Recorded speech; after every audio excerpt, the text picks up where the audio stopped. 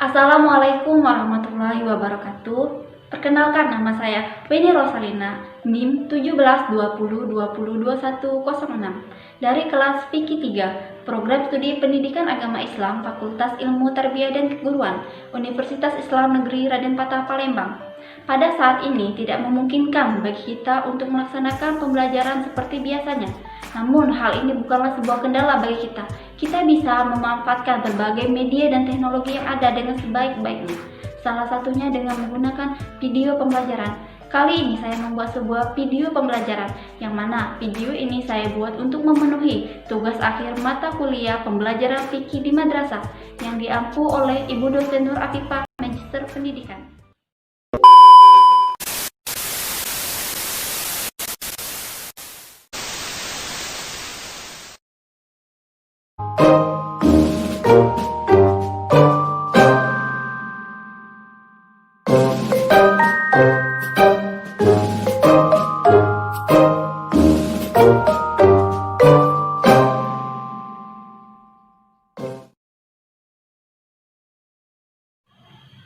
Assalamualaikum warahmatullahi wabarakatuh. Selamat pagi. Apa kabar semuanya? Semoga kita semua selalu dalam keadaan sehat walafiat dan selalu dalam lindungan Allah Subhanahu wa taala. Sebelum memasuki materi pada hari ini, ada baiknya kita bersama-sama berdoa terlebih dahulu agar apa yang kita pelajari mendapatkan berkah dari Allah Subhanahu wa taala. Berdoa mulai. Selesai. Lanjut ke materi. Ada yang sudah mengetahui materi yang kita bahas mengenai apa? Ya, materi yang akan dibahas mengenai Thaharah. Fikih merupakan seperangkat ilmu yang membahas mengenai hubungan Allah dengan manusia yang diatur dalam Hablum Minallah dan hubungan manusia dengan manusia yang diatur dalam Hablum Minannas. Perlu diketahui, dasar hukum ibadah itu pada awalnya, hukum mulanya yaitu adalah haram. Jadi kita tidak boleh melakukan ibadah tanpa landasan ataupun dalil yang mendasari ibadah tersebut. Perlu adanya dalil. Ibadah itu secara umum ada dua, yaitu ibadah mahdoh dan ibadah ghairu mahdoh. Ibadah mahdoh yaitu ibadah murni, yang mana ibadah ini dilakukan dengan motivasi untuk mendapatkan manfaat di akhirat, seperti sholat, puasa, dan sebagainya. Sedangkan ibadah ghairu mahdoh itu ibadah yang dilakukan dengan motivasi untuk mendapatkan manfaat di dunia, seperti sewa menyewa, jual beli. Dalam pelaksanaan ibadah, sholat, dan puasa itu ada beberapa syarat yang perlu dipenuhi. Salah satunya yaitu bersuci. Kali ini kita akan membahas mengenai bersuci. Jadi suci di sini tuh kita harus mengetahui suci dari apa terlebih dahulu. Suci dari hadas maupun dari najis. Untuk itu di sini saya akan menampilkan sebuah animasi sebagai gambaran awal dari apa yang akan kita pelajari hari ini. Untuk itu mari kita saksikan bersama. Thaharah atau bersuci.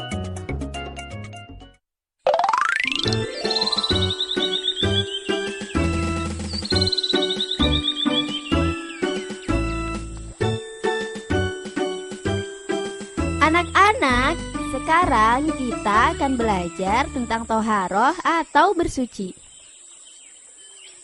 Bersuci? Diva selalu rajin bersuci, Bu Guru. Wah, itu bagus, Diva.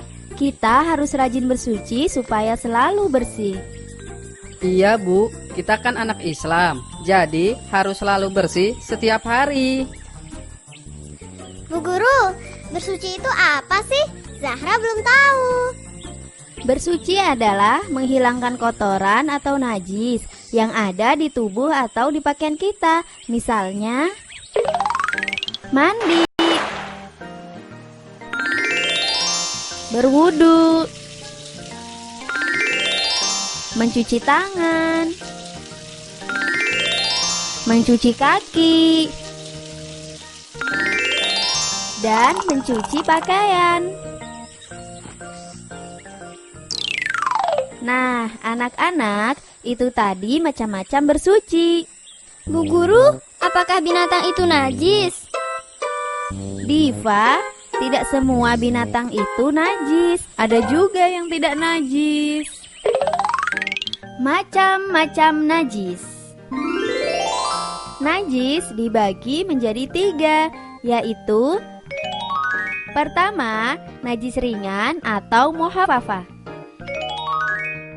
Yang kedua adalah najis sedang atau mutawasitoh.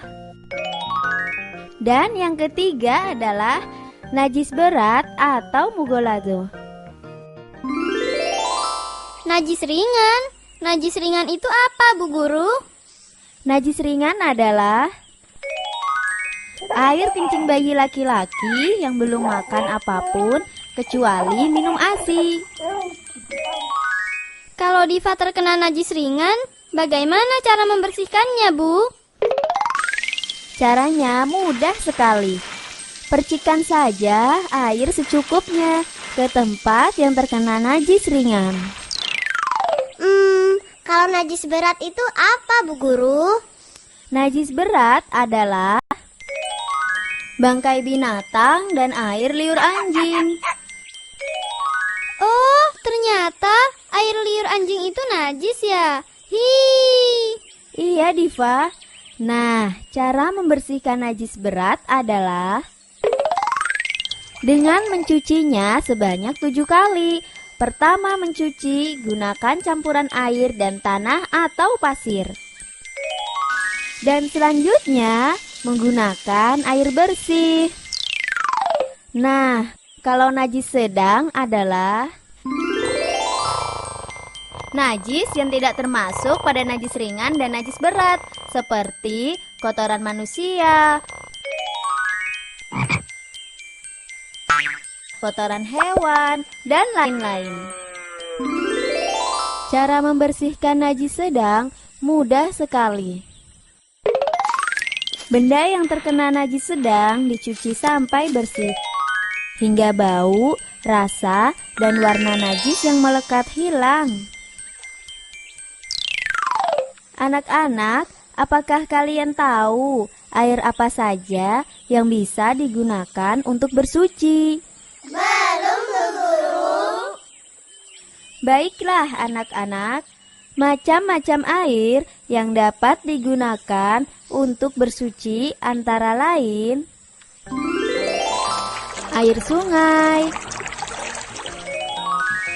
air hujan, air sumur, air danau, air laut, air embun, dan juga salju. Wah, jadi Diva bisa bersuci dengan air hujan ya, Bu? Benar, Diva, air hujan bisa kita gunakan untuk bersuci. Bu Guru, kalau tidak ada air, apa yang digunakan untuk bersuci? Ketika kita beristinjak atau cebok, tapi tidak ada air untuk bersuci, kita bisa gunakan daun dan kayu kering, batu, dan Oke, itulah tadi sedikit gambaran awal mengenai toharo yang telah saya tampilkan menggunakan animasi. Untuk lebih detailnya, saya telah menyiapkan materi dalam bentuk PowerPoint. Langsung saja, materi yang pertama itu mengenai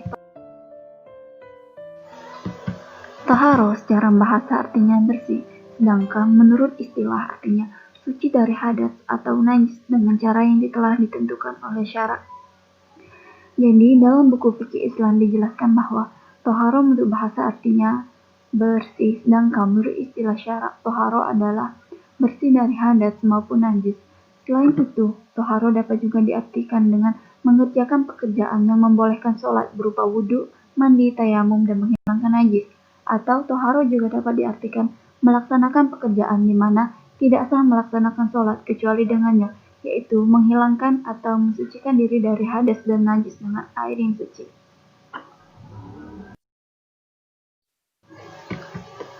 Adapun dalil atau dasar hukum dari toharo terdapat dalam Quran Surah Al-Baqarah ayat 222 yang berbunyi, A'udzubillahi minasyaitonirrajim, Bismillahirrahmanirrahim.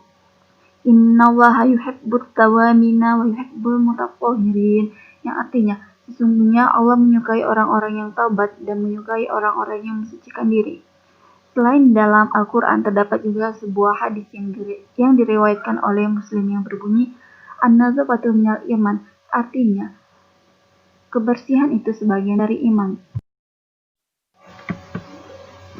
Toharo yang terbagi menjadi dua, yaitu toharo hakiki dan toharo hukmi. Toharo hakiki adalah kebersihan badan, pakaian, dan tempat sholat dari najis, sedangkan toharo hukmi yaitu kesucian secara ritual, di mana secara fisik memang tidak ada kotor yang menempel, namun seolah-olah dirinya tidak suci untuk melakukan ibadah ritual.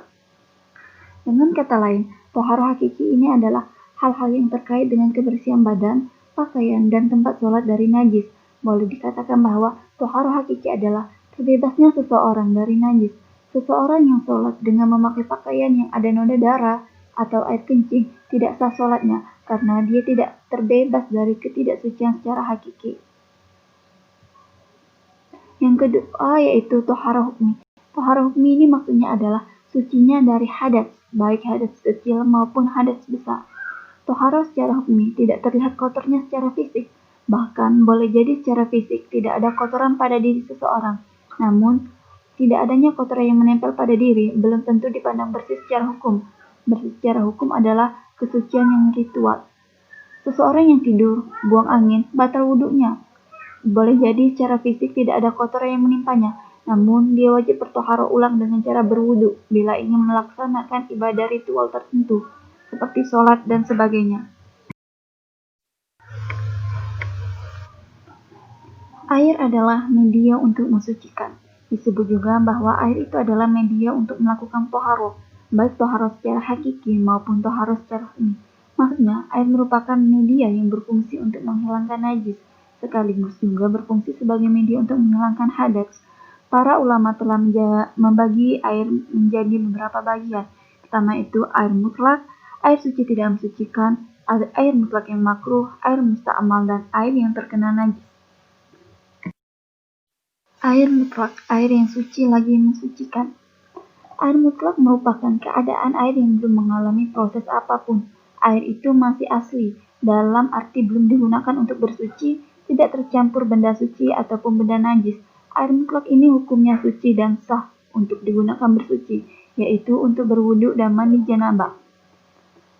Adapun macam-macam dari air mutlak yaitu air hujan, air laut, air sungai, air sumur, air yang bersumber dari mata air embun, dan air es. Yang selanjutnya yaitu air suci tidak mensucikan. Air yang berubah sebab bercampurnya dengan benda-benda suci lainnya seperti teh, kopi, dan sirup, misalnya juga dengan sabun, tepung, dan lain-lainnya yang biasanya terpisah dengan air. Hukumnya tetap mensucikan selama kemutlakannya masih terpelihara. Jika sudah tidak, hingga tidak dapat lagi dikatakan mutlak, maka hukumnya ialah suci pada dirinya sendiri, tidak mensucikan bagi yang lain. Air mutlak yang makruh memakainya atau air yang suci lagi mensucikan tetapi makruh memakainya. Air ini disebut juga dengan air musyammas, yaitu air yang terjemur oleh matahari dalam bejana, selain emas dan perak. Air ini makruh digunakan untuk bersuci. Adapun bagian dari air ini yaitu air yang sangat panas, air yang sangat dingin, air yang berjemur, air di negeri Samud selain dari air sumur Naqoh, air di negeri kaum Lut, air telaga Barhut, air di daerah Babel, dan air telaga Zarwan. Selanjutnya yaitu air musta'mal. Air musta'mal adalah air yang bekas dipakai berwudu atau mencuci najis, atau air yang sudah digunakan untuk menghilangkan hadas atau najis. Kalau memang tidak berubah dan tidak bertambah timbangannya, jadi airnya suci. Dengan kata lain, air musta'mal adalah air yang menetes dari sisa bekas wudhu di tubuh seseorang atau sisa bekas mandi janabah, di mana air itu kemudian masuk lagi ke dalam penampungan. Para ulama seringkali menyebut air jenis ini dengan air musta'mal, yang mana tidak bisa digunakan untuk berwudu atau untuk mandi atau untuk mencuci najis karena statusnya suci tetapi tidak mensucikan. Air yang terkena najis. Air yang terkena najis adalah air yang kemasukan benda najis dan air itu kurang dari 2 kulah, atau air itu ada 2 kulah tetapi berubah.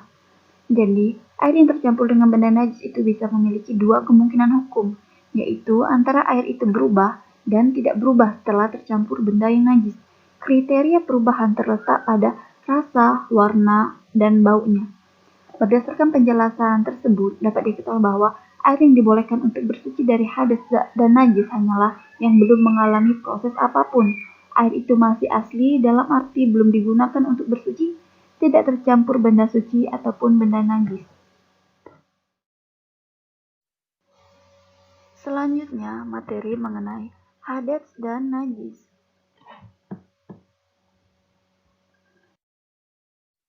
Untuk bisa melakukan toharo, maka kita terlebih dahulu harus mengetahui hadas dan najis, karena pada dasarnya toharo itu terbagi menjadi 2, yaitu toharo hukmi yang membahas tentang hadas dan toharo hakiki yang membahas tentang najis. Pengertian hadas. Hadas adalah keadaan diri pada seorang muslim yang menyebabkan ia tidak suci dan tidak sah untuk mengerjakan sholat. Adapun pembagian hadas yaitu ada 2, hadas besar dan hadas kecil. Hadas besar seperti haid, melahirkan, nifas, bersetubuh, dan keluarnya sperma atau mani bagi laki-laki. Adapun cara bersuci dari hadas besar adalah dengan mandi, wudu, atau dengan tayamum. Hadas kecil yaitu seperti buang air kecil dan buang angin seperti kentut. Cara bersucinya dengan wudu atau tayamum. Wudu dan tayamum.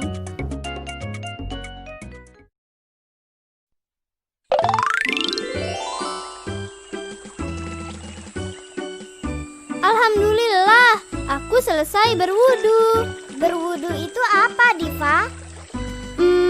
Kamu belum tahu ya, Pus? Ayo kita tanyakan ke Bu Guru.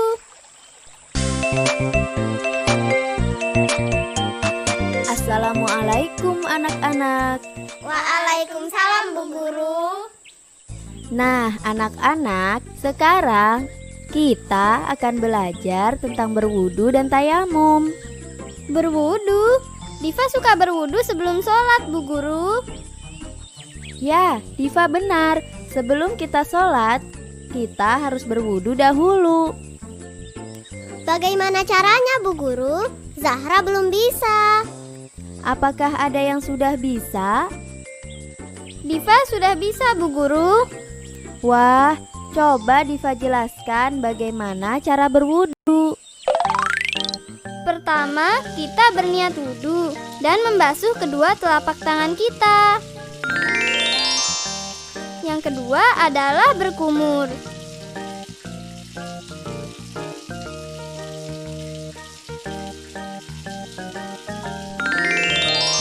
Kemudian, urutan ketiga adalah mencuci lubang hidung kita. Keempat adalah membasuh muka kita.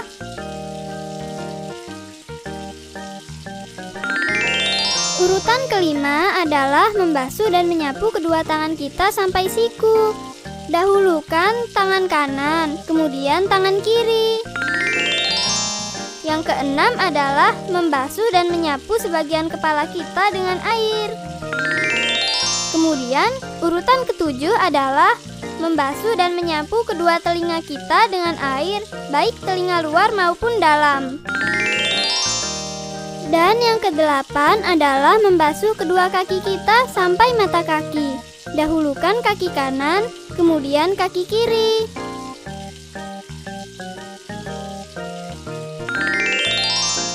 Nah, setelah selesai berwudu, kita disunahkan membaca doa sambil menghadap kiblat. Doanya seperti ini. Asyhadu alla ilaha illallah wa asyhadu anna Muhammadan abduhu wa rasuluh.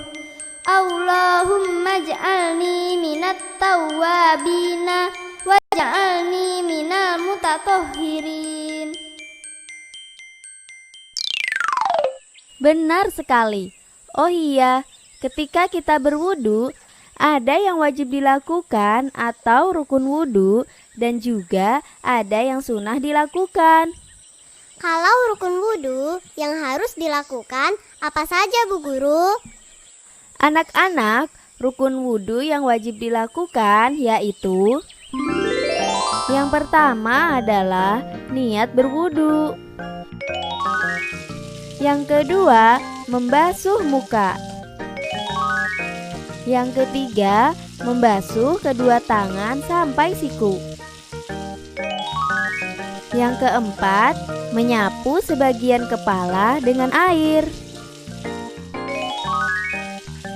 Kelima, membasuh kedua kaki sampai mata kaki.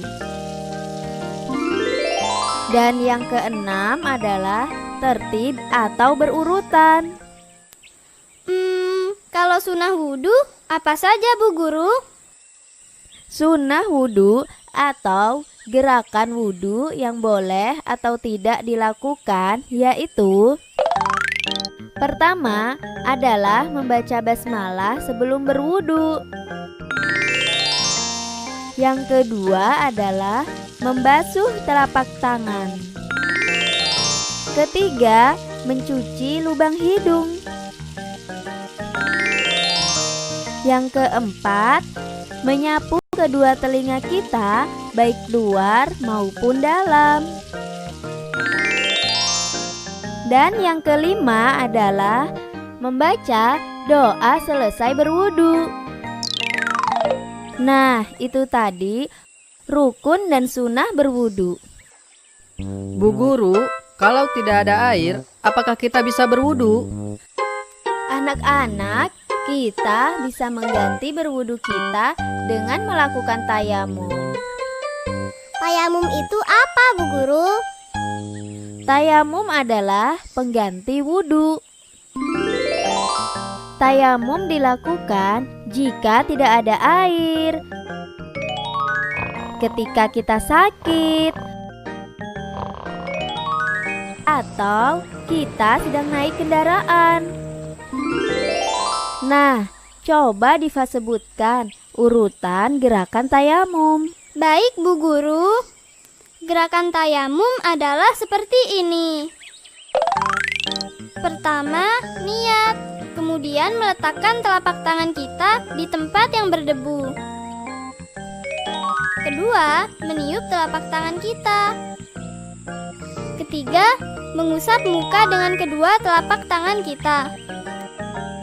Dan yang keempat, mengusap telapak tangan hingga pergelangan tangan. Wah, Diva pintar ya, sudah tahu gerakan tayamum. Oh iya anak-anak, apakah kalian tahu apa saja yang membatalkan wudhu atau tayamum? Kentut, Bu. Alvin benar.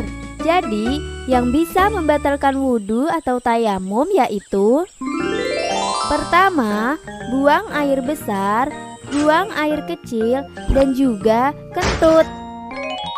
Yang kedua, bersentuhan kulit antara laki-laki dan perempuan yang bukan muhrimnya. Ketiga adalah hilang akal atau gila. Dan yang keempat adalah tidur. Tidur bisa membatalkan wudhu. Mandi wajib. Mandi wajib atau junub merupakan kewajiban setiap muslim untuk membersihkan dirinya dari hadas besar. Niat. nawaitul husla li raf'il hadasil akbari fardulillahi ta'ala. Artinya, saya niat mandi untuk menghilangkan hadas besar fardu karena Allah Ta'ala. 2. Mencuci telapak tangan terlebih dahulu 3 kali. 3. Mencuci kemaluan dengan tangan kiri. 4. Membersihkan tangan kiri setelah membersihkan kemaluan. 5. Berwudu seperti biasa, kecuali pesisir. Kaki kiri dicuci setelah mandi. 6. Memilah-milah rambut serta meratakan dan menyiram kepala. 7. Merasakan air ke seluruh tubuh.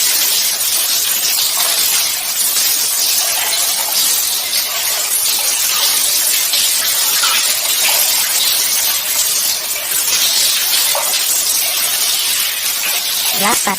Menyiram air di bahu kanan 3 kali dan bahu kiri 3 kali sampai ke bawah. Selanjutnya, membasuh kedua kaki.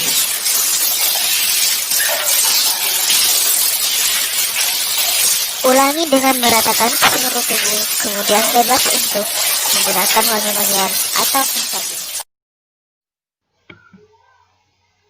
Definisi najis. Menurut pandangan syara, najis adalah segala sesuatu yang menjijikkan, baik yang bersifat hissi atau indrawi maupun hukmi secara hukum.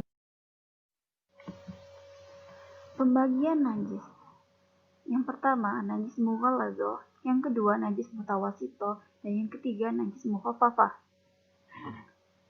Adapun najis mughalladhah yaitu adalah najis yang berat, yakni najis yang berasal dari anjing dan babi atau keturunan dari keduanya. Adapun cara mensucikan najis ini yaitu dengan dibersihkan menggunakan air sebanyak 7 kali dan salah satunya dicampur dengan debu yang suci atau dengan tanah. Yang kedua, najis mutawasito atau najis sedang, yakni najis yang keluar dari kubul dan dubur manusia ataupun binatang kecuali air mani. Najis ini terbagi menjadi 2, yakni najis ainiyah dan najis hukmiyah.